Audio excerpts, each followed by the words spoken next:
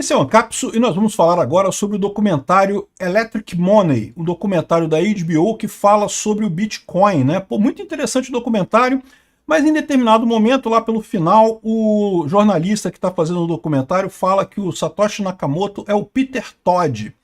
E eu acho que não, tá? Eu não concordei não, mas eu vou apresentar para vocês aqui as provas que ele apresentou lá no documentário, e aí você tira a sua conclusão.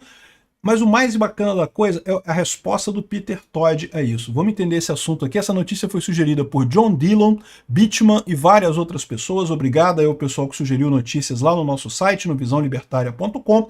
E obrigado a você que está assistindo o nosso vídeo. Se você gosta do nosso conteúdo, por favor, deixe o seu like e se inscreva aqui no canal, né? Bom, antes de mais nada, o documentário é muito bom, recomendo que você assista, tá? Tem algumas coisas estranhas ali, algumas coisas que eu não falaria desse jeito, né, que explicaram de uma maneira meio torta, mas via de regra, para apresentar o Bitcoin, para quem não conhece o que é o Bitcoin, a iniciativa do Bitcoin, a importância do Bitcoin, o que é um Bitcoin maximalista, esse tipo de coisa, o documentário faz um bom trabalho no final das contas. O que eu tenho de críticas ao documentário? Basicamente duas coisas. Primeira coisa é que o jornalista é sossa pra caramba. O jornalista fica o tempo todo preocupado com quem está lucrando, né? Não porque o Satoshi tem 1 milhão de bitcoins e, portanto, isso equivale a 1 trilhão de dólares e certamente ele está querendo gastar esse dinheiro e não sei o que lá, ele está lucrando, está trabalhando para lucrar mais. Ah não, porque a Blockstream é uma empresa que lutou contra o tamanho do bloco porque quer o bloco menor para ter mais lucro e ganhar mais dinheiro e não sei o que lá. Sabe aquela coisa de sossa que fica preocupado que não, que as pessoas estão fazendo tudo pelo dinheiro e coisa e tal? E ele não percebe o óbvio, meu amigo. Se o Bitcoin realmente funcionar, se ele for adotado como uma moeda mundial, meu amigo, 1 trilhão de dólares é fichinha pro Bitcoin. Esse negócio de, mas o cara tem 1 milhão de Bitcoins, então é 1 trilhão de dólares. Só se o cara for maluco para vender por esse preço de merda que tá hoje, basicamente de graça que tá o Bitcoin hoje, que você vai vender. Hoje tá, a cotação atual tá 67 mil dólares, mas está flutuando bem esses dias. Enfim, 60 mil dólares é nada, é zero. Para pensar, se um dia o Bitcoin for a moeda mundial usada por troca entre países, a quantidade de Bitcoin necessária vai ser muito grande. Quem tiver só um Satoshi vai ter dinheiro, meu amigo. Não tem esse negócio, não. Então, assim, esse pessoal tá com aquele cacoete socialista. Não, quem está ganhando dinheiro? Lucro é ruim. Quem está ganhando dinheiro com isso? Temos que ver quem está ganhando dinheiro e coisa e tal. Ele também erra quando ele fala da Guerra dos Blocos, né? A Guerra dos Blocos, para quem não sabe, foi um episódio que rachou o Bitcoin, criou o Bitcoin Cash, né? Então o Bitcoin sempre teve um tamanho de bloco definido no código do Satoshi, e o pessoal percebeu que isso gerava um problema. Por quê? Porque à medida que mais gente usava o Bitcoin, você não conseguia fazer muitas transações em cada bloco de Bitcoin. Começou a ficar demorado você fazer uma transação no Bitcoin. Tinha que resolver isso de alguma forma. Tinha duas alternativas. Uma alternativa era você aumentar o tamanho do bloco. Pronto, aumenta o tamanho do bloco, cabem mais transações no bloco, resolvido o problema. Essa foi a solução dada pelo Gavin Anderson e pelo Roger Ver, que eram desenvolvedores do Bitcoin, coisa e tal, eles queriam aumentar o tamanho do bloco, né?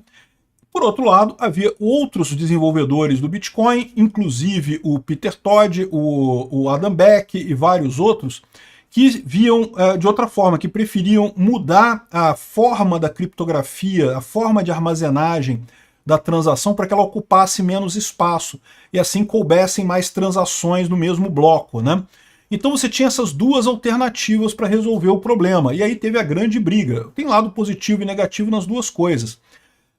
E aí, do lado dele, o que o jornalista fala? Não, porque o pessoal da Bitstream queria mais dinheiro, porque ia ter mais bloco, e aí os mineradores ganhariam mais dinheiro.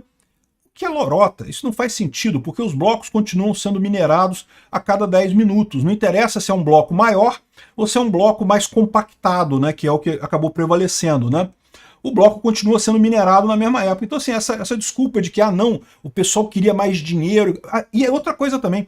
Para quem lembra naquela época, a maior parte das mineradoras, na verdade, foram para o lado do Bitcoin Cash. Tá? Esse pessoal todo achava que o Bitcoin Cash que ia vingar, né, as mineradoras todas. Só que aí depois teve que todo mundo voltar para o Bitcoin, porque foi o Bitcoin que vingou no final das contas. Então, Esse cara lá, o jornalista que fez o documentário, fica esse tempo todo nesse negócio, não que estão procurando lucro, que foi a Blockstream querendo lucro e não sei o que lá, e sacaneou o Gavin Anderson e não sei o que lá e coisa e tal, sendo que não foi isso, a discussão era puramente técnica. E por que o bloco menor ganhou? Porque, lembra, o Bitcoin ele só tem valor enquanto ele é uma moeda capaz de evitar a coação estatal, capaz de evitar a perseguição estatal. Gente, vocês acham que os governos já começaram a perseguir o Bitcoin? Está só no começo isso, cara. No momento que o Bitcoin começar a efetivamente substituir o dólar como moeda de transação no mundo, você acha que os Estados Unidos vão ficar sentadinhos ali? Não, esse pessoal vai tentar bloquear tudo, vai tentar parar essa coisa na mar, vai desligar a internet se for necessário para não rodar o Bitcoin, para eles não perderem a capacidade de ser a moeda de troca do mundo. Então o Bitcoin tem que ser capaz de resistir a isso, né? E como que ele pode ser capaz de resistir a isso? Com um bloco pequeno, tem um monte de maneiras de fazer isso, inclusive usar a internet por satélite, usar rede mesh de Wi-Fi, tem um monte de coisa, já falei sobre tudo isso aqui no canal, tá? Então, mas é preciso ter bloco pequeno. O bloco grande é mais difícil você fazer todas essas coisas, né? Então, daí a importância, por isso que ganhou o Bitcoin do bloco pequeno, que é o que a gente chama de Bitcoin hoje, e o Bitcoin Cash, que era a alternativa do bloco grande, meio que continua existindo, funciona, tem muita gente aí que tem Bitcoin Cash, mas não vingou tanto, né? Então, é isso que eu achei de ruim do documentário. Ele foca muito nesse negócio como se fosse tudo busca pelo lucro, quanto na verdade, meu amigo, lucro é irrelevante, cara. Se você tem 0,0001 Bitcoin hoje em dia, você vai ser milionário quando o Bitcoin for a moeda mundial. Então, meio que não é importante nessa história, né? Mas enfim, vamos falar a coisa que todo mundo está pensando, né? Mas e aí no final, a outra coisa que eu não gostei foi eles dizerem que o Peter Todd é o Satoshi Nakamoto, né? Eu não concordo, discordo disso, né? O que levou eles a considerarem isso daí? Bom, eles apontam alguns indícios e algumas possibilidades. Os indícios seriam, em 2010, o Peter Todd tinha acabado de criar uma conta num fórum de discussão do Bitcoin e ele corrigiu o Satoshi em 2010. Então, assim, o Satoshi falou uma coisa qualquer sobre transações lá, e logo embaixo o Peter Todd, na primeira interação dele no site, ele corrige o Satoshi, fala, não, é o valor da transação mais a FII, né, e não sei o que lá, não o valor da transação fechado, né, e não sei o que lá. E aí ele falou, caramba, será a teoria do jornalista o Peter Todd é o Satoshi. Na verdade, ele não queria responder ao Satoshi, ele queria acrescentar aquela informação, né? Só que ele errou na hora de logar na conta e acabou logando na conta do Peter Todd e botou isso daí. Isso não é novo, essa teoria já existe há um tempão, já falam sobre isso há muito tempo mesmo, há muito tempo, e a conclusão é que não, né? E chega a ser engraçado porque o Peter Todd fala com o jornalista, né? Não, qual o problema? O jornalista, não, por que você não apagou o post? Ele falou, por que eu apagaria o post? Não tem nada de errado. Eu respondi ali um caso, né? Era uma coisa técnica. Era óbvio que o Satoshi tinha errado nisso daí, né? Ou seja, foi o Peter Todd que respondeu porque era um erro óbvio. Então qualquer um que estivesse acompanhando o fórum ali saberia que tinha um erro naquilo ali, né? Enfim, essa é a evidência que ele apresenta. Aí tem também um ponto mais adiante, porque o Peter Todd esteve envolvido na criação do Replace by Fee. E na época teve uma conversa entre um tal de John Dillon, que seria um agente da CIA e não sei o que lá, e o Peter Todd ofereceram $500 para ele fazer o Replace by Fee, não sei o que lá. Replace by Fee é uma feature muito importante no Bitcoin, tá? Porque realmente, se não tivesse isso, o Bitcoin teria uma falha monumental. Vamos supor que você faça uma transação, mas bote uma FII muito baixa. A sua transação fica no fim da fila.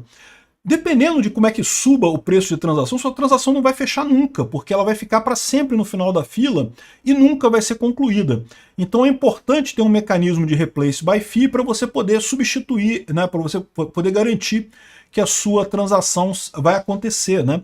E então isso aconteceu alguns anos depois e o Peter Todd esteve envolvido nessa proposta para correção do Replace by Fee. Aí falaram, não, tá vendo como é que o cara ia falar com uma pessoa que não é o Satoshi, não sei o que, então tem que ser o Satoshi, coisa e tal.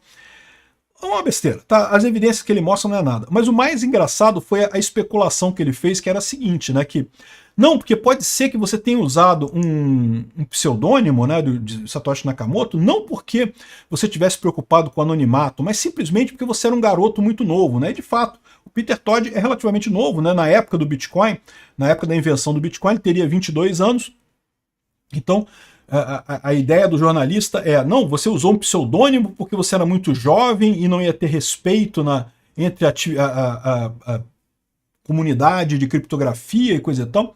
Sendo que, não, todo mundo já sabia que qualquer invenção de moeda tinha que ser com pseudônimo, né? Porque houve um caso, aliás, eles falam no vídeo também, né, no documentário, do eGold, que foi uma iniciativa que teve antes de alguns desenvolvedores e coisa e tal, e que funcionou muito bem. O pessoal começou a usar eGold para tudo quanto é lado e coisa e tal, só que os Estados Unidos chegaram ali, meu amigo, meteram o pé na porta dos caras lá, prendeu todo mundo, acabou com a coisa, proibiu tudo, porque disse que estava sendo usado para lavagem de dinheiro e coisa e tal. Se estava sendo usado ou não, a gente não sabe, mas a verdade é que foi o que o FBI acusou, né? E, enfim, e muita gente acha, inclusive, que se não fosse o cuidado do Satoshi Nakamoto, né, quando explodiu o caso da Silk Road, né, que era um marketplace na Dark Web, coisa e tal, que se usava Bitcoin para comprar e vender drogas e coisa e tal, quando teve a explosão disso, que o FBI prendeu lá o Rich, que era o desenvolvedor desse marketplace, teriam ido atrás também do Bitcoin, teriam prendido todo mundo, é que eles não conseguiram localizar quem seria Satoshi Nakamoto, né? Então, com isso, o Bitcoin se salvou nessa história. Então, ou seja, todo mundo sabia que tinha que ter anonimato. Essa ideia de que não, ele usou anonimato porque era um garoto e não tinha coragem de mostrar a cara e coisa e tal, é uma besteira isso, sem tamanho, né? Mas a parte mais legal do documentário é justamente no final, porque o documentário vai falando de um monte de coisa, né, do Bitcoin, coisa e tal, e no final eles dão a entender que vão acusar o Adam Back de ser o criador do Bitcoin. Aí eles chamam o Adam Back e o Peter Todd para ir no lugar lá e falam com ele, com os dois, né? Esse lugar aqui, ó, é uma espécie de fábrica abandonada e coisa e tal, tá o Adam Back aqui e o Peter Todd, né? E aí, em determinado momento, eles falam que eles fingem que vão falar que é o Adam Back, que é o criador do Bitcoin. Muita gente acha que é ele. Eu acho que é ele. Eu acho que é ele. Mas, no final das contas, o repórter vira e fala pro Peter Todd, não, que você é o criador do Bitcoin, não sei o que lá, que você era jovem, não sei o que lá. Aí o Peter Todd ri pra caramba, né, e fala assim, ó, ah, mas isso é o tipo de teoria que algum documentarista formularia, né?